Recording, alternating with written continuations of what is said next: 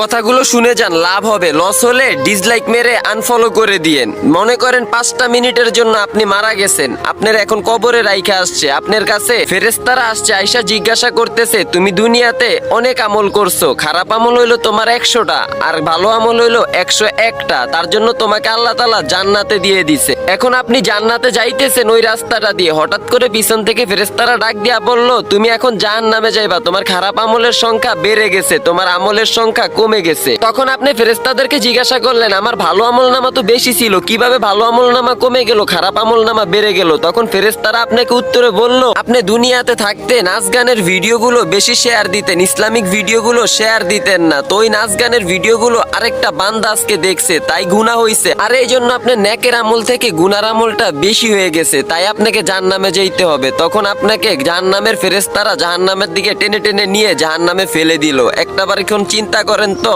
আপনি এই যে এখন ইসলামিক ভিডিওটা দেখলেন, এত শিক্ষণীয় বিষয়গুলো বললাম, তারপর ওই ভিডিওটাতে একটা লাইক না দিয়া চলে যাবেন। ভাই দুনিয়াতে এমন কিছু করেন ভিডিওর মাধ্যমেও জান্নাত পাওয়া যায়। ইসলামিক ভিডিওগুলো সাপোর্ট করেন, নাচ গানের ভিডিওগুলো সাপোর্ট করে আরেকটা মানুষকে দেখার জন্য সুযোগ করে দিয়েন না ভাই।